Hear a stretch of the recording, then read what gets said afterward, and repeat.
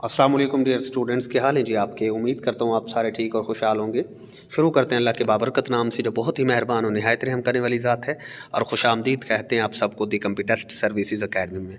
Students, आजकल career counselling का ना होना स्टूडेंट्स के लिए एक बहुत बड़ा मसला है, और मुख्तलिफ स्टूडेंट्स क्या करते हैं जी, उन्हें पता ही नहीं होता कि हमें किस जॉब पर अप्लाई करना चाहिए, और उसका करियर क्या होता है, अहलियत क्या है, काम क्या करना होता है, तरक्की के मौक़े किस जॉब में ज़्यादा हैं या कम हैं।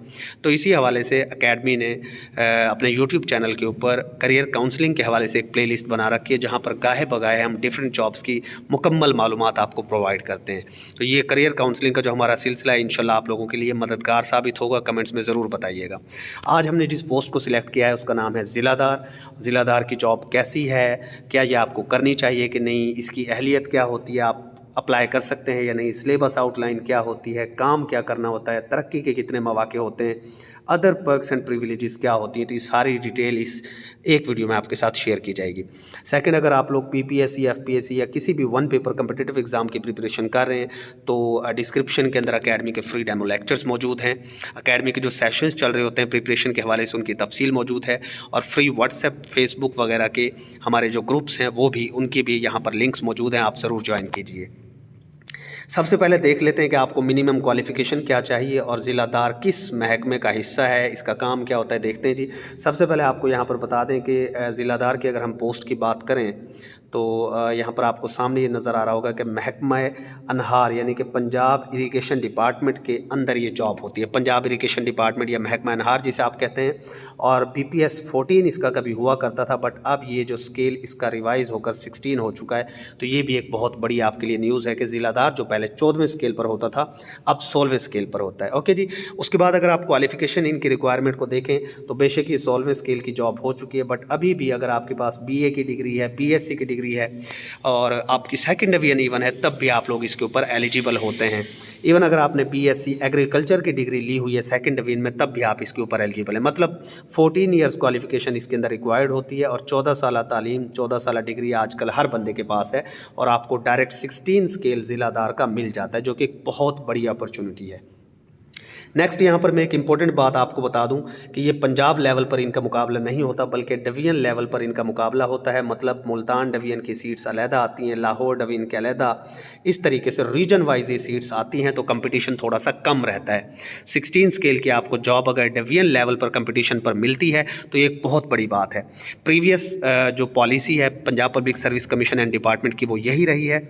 नेक्स्ट जो एडवर्टाइजमेंट्स आएंगी, मे भी वो इसके अंदर क्राइटेरिया चेंज करके इसको पंजाब लेवल पर भी कर सकते हैं शिफ्ट, बट कभी चांसेस ये है कि अभी भी डिवीजन बेसिस पर ही आया करेंगी। ओके जी। नेक्स्ट हम चलते हैं। एक्सपीरियंस आपको कोई नहीं चाहिए होता, विदाउट एक्सपीरियंस आप अप्लाई कर सकते हैं। सिर्फ पंजाब के लोग इस पर अप्लाई कर सकते हैं, क्योंकि इस वक्त हम पंजाब की बात कर रहे हैं। मेल फीमेल ट्रांसजेंडर सारे के सारे लोग इस पर अप्लाई कर सकते हैं। मेल के लिए जो एज लिमिट 31 साल होती है, फीमेल के लिए 34 साल होती है, और स्पेशल पर्सनस के लिए 36 साल होती है। अब चूँकि इसका स्केल रिवाइज होने जा रहा है, 16वें स्केल की होकर ये इंशाल्लाह आपके सामने आएंगी, तो आप इसमें 2-2 साल मज़ीद ऐड कर लीजिए। आपका एज एंड सेक्स जो है, या ट्रांसजेंडर हैं, मेल हैं या फीमेल हैं, वो कमीशन डिसाइड करता है CNIC को देखकर। आपके आईडी कार्ड पर जो लिखा होता है वही माना जाता है। हाउ टू अप्लाई, आप इसके ऊपर अप्लाई कैसे कर सकते हैं। आपको इसके ऊपर सिर्फ और सिर्फ ऑनलाइन अप्लाई करना होता है, क्योंकि ये जॉब्स आपके पास पंजाब पब्लिक सर्विस कमीशन के थ्रू अनाउंस की जाती हैं, और आपको 600 फ़ी ऑनलाइन ही PPSC के अकाउंट में जमा करानी होती है। ऑनलाइन अप्लाई, ऑनलाइन फ़ी, कोई हार्ड कॉपीज़ का इशू नहीं है। डिपार्टमेंट गो के वक्तन फ़वक्तन ये कॉन्ट्रैक्ट बेसिस पर 1-2 साल के लिए भी अपने तय भर्ती करता रहता है, बट रेगुलर जब ये पोस्ट आती हैं तो पंजाब पब्लिक सर्विस कमीशन के थ्रू ही आती हैं। लिहाजा अप्लाई भी ऑनलाइन, फ़ी भी ऑनलाइन, एवरीथिंग आपका ऑनलाइन होता है। उसके बाद आपका इसका टेस्ट हो रहा होता है। अब नेक्स्ट हम चलते हैं जी, ज़िलादार का सिलेबस क्या होता है। 16 स्केल की पोस्ट, 100 नंबर का आपका एक ही सिंगल पेपर होता है। 90 मिनट्स में आपको सॉल्व करना होता है। उसके अंदर कहाँ कहाँ से क्वेश्चंस पूछे जाते हैं, general knowledge, Pakistan studies, current affairs, Islamic studies, non Muslims के लिए एथिक्स ऑप्शनल होता है, geography, basic mathematics, English, Urdu, average science and basic computer skills. यहाँ से आपका पेपर सेटर आपके लिए पेपर सेट कर रहा होता है, यानी कि 90 मिनट्स में आपको 100 क्वेश्चन सॉल्व करने होते हैं। मज़ीद देख लेते लेते हैं जी ज़िलादार का काम क्या होता है, इसकी जॉब डिस्क्रिप्शन क्या है। देखिए सबसे पहले तो आपको पता है कि महकमा अनहार के अंदर ये काम करता है, तो लिहाजा इस जो ज़िलादार की सबसे बड़ी और जो सबसे प्रियर जो रिस्पॉन्सिबिलिटी है वो क्या है, collection of revenue of canal water usages by farmers of his area. जिस भी रीजन में आपकी जॉब होती है वहाँ पर ज़ाहिर जो किसान पानी इस्तेमाल करते हैं, ज़ाहिर पाकिस्तान का नहरी निज़ाम दुनिया का एक मौसर तरीन निज़ाम है। उन नहरों में मोगे लगे होते हैं, मोगे से छोटी नालियों में पानी जाता है, उन नालियों से किसानों के खेतों में पानी जाता है, तो वो हर किसान अपना जो पानी यूज़ करता है उसी के हिसाब से उसका एक रेवेन्यू बनता है, जिसे हम आबियाना कह रहे होते हैं उर्दू में। उसकी ज़िम्मेदारी कलेक्शन की किसकी है, ज़िलादार की। ये ज़िलादार खुद कलेक्ट नहीं कर रहा होता, बल्कि इसके अंदर जो पटवारी होते हैं महकमा अनहार के, वो इसको कलेक्ट कर रहे होते हैं। और ये जो कैनाल वाटर की जो यूजेज है ना सारी की सारी, इसके लिए एक पूरी लिस्ट कैनाल पटवारी बनाता है, जिसे ढालबाज कह रहे होते हैं। उस ढालबाज को कैनाल पटवारी प्रिपेयर करता है। उसके तहत फ़ी किसान जितना भी हिस्सा बनता है उसे कैनाल पटवारी कलेक्ट करके जमा कराते हैं पंजाब गवर्नमेंट के अकाउंट में। ये सारी जिम्मेदारी, ये सारा काम किसके अंडर हो रहा होता है, ज़िलादार के अंडर।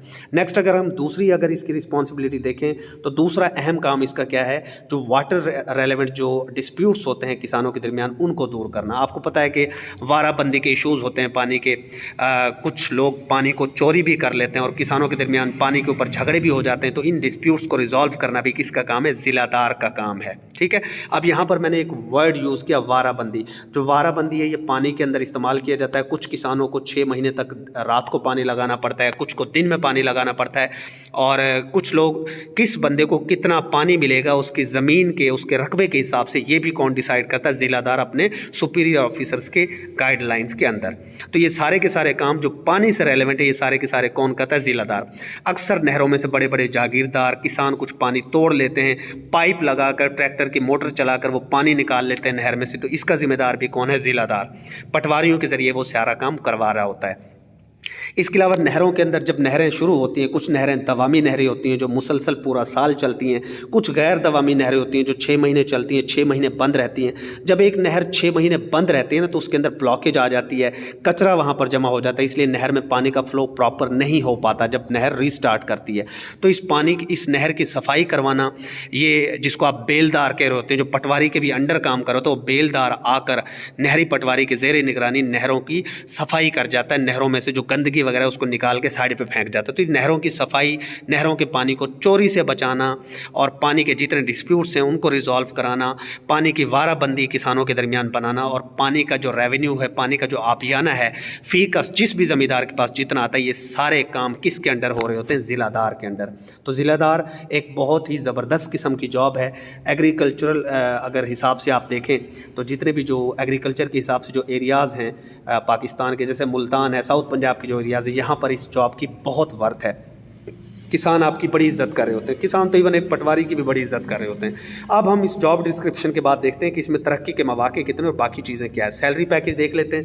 पहले ये 14 स्केल हुआ करता था, आप इसको भूल जाएं, अब आप इसको 16 स्केल ही कंसिडर करेंगे।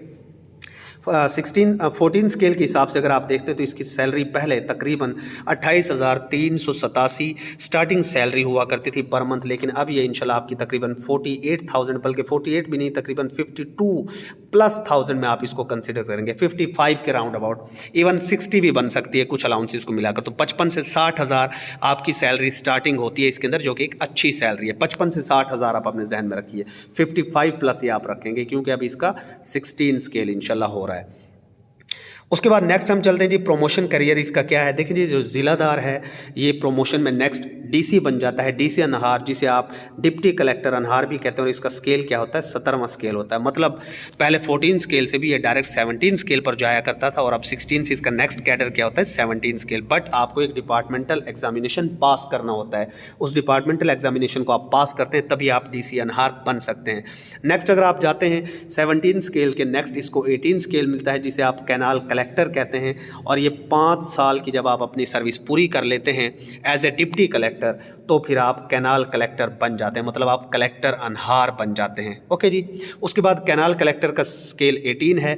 फिर नेक्स्ट आपकी जो प्रोमोशन है कैनाल कलेक्टर से वो 19 स्केल के कलेक्टर पर हो जाती है, और इसके लिए आपको कैनाल कलेक्टर पर एटलीस्ट 12 साल सर्व करना होता है।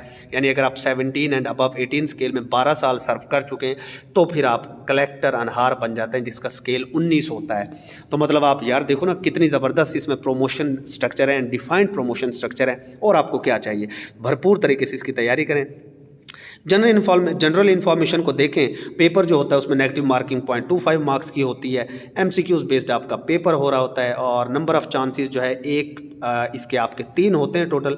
लेकिन अगर आपके 40+ मार्क्स आ जाते हैं किसी टेस्ट में तो आपका चांस ज़ायद नहीं होता, लिहाजा चांस के चक्कर से बाहर निकलिए।